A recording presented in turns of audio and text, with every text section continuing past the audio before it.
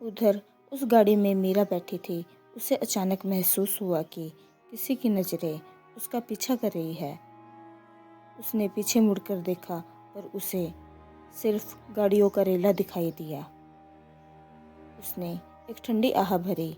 उसे नहीं पता था कि वो जिसे अपनी दुआओं में मांग रही है।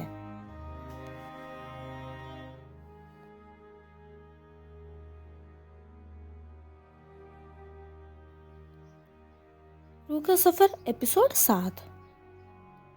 नमस्ते दोस्तों, मैं हूँ आपकी दोस्त और इस कहानी की लेखिका आरजे पूनम। रूह के सफ़र के पिछले एपिसोड में हमने देखा कि कैसे सागर बरसों बाद अपने पुराने शहर के उसी मंदिर में पहुंचा जहां उसकी और मीरा की यादें दफन थी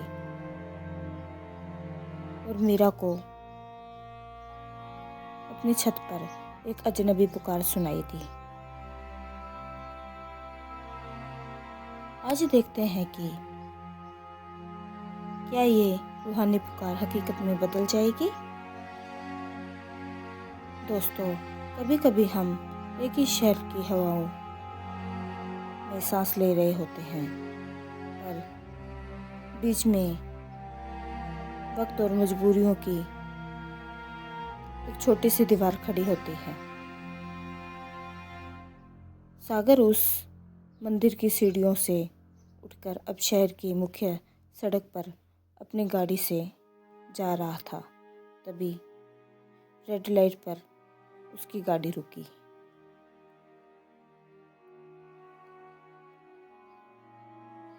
ठीक उसी वक्त बराबर वाली लाइन में एक सफ़ेद रंग की गाड़ी आकर रुकी।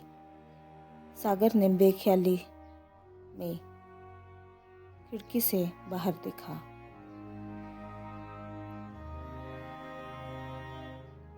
बगल वाली गाड़ी की पिछली सीट पर एक महिला बैठी थी जिसने चेहरे पर आधा दुपट्टा ओढ़ा हुआ था।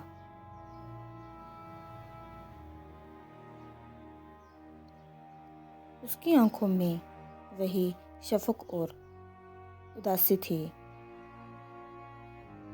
जिसे सागर कभी भूल नहीं पाया था।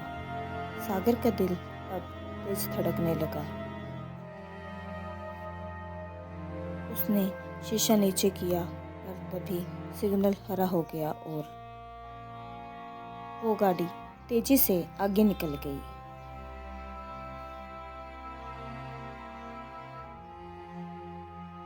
उधर उस गाड़ी में मीरा बैठी थी।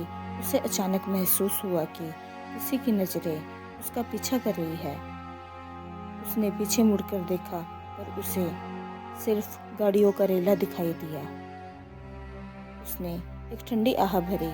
उसे नहीं पता था कि वो जिसे अपनी दुआओं में मांग रही है वो उससे महज चंद फीट की दूरी पर था।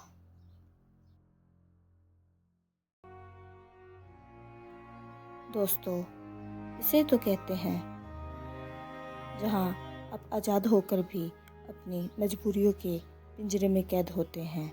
वो दोनों एक दूसरे के कितने करीब होकर भी कितने दूर थे।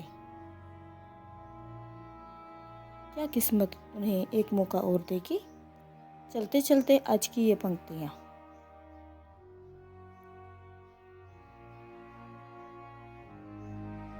इतने करीब थे कि छू सकते थे एक दूसरे का हाथ, मगर बीच में खड़ी थी बरसों की वो खामोश रात।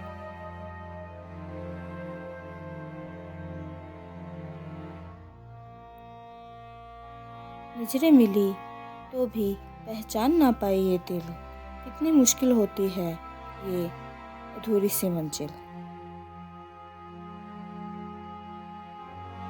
मैं हूँ आपकी दोस्त और इस कहानी की लेखिका आरजे पूनम। सुनते रहिए रूह का सफ़र। अपना ख्याल रखिए। नमस्ते।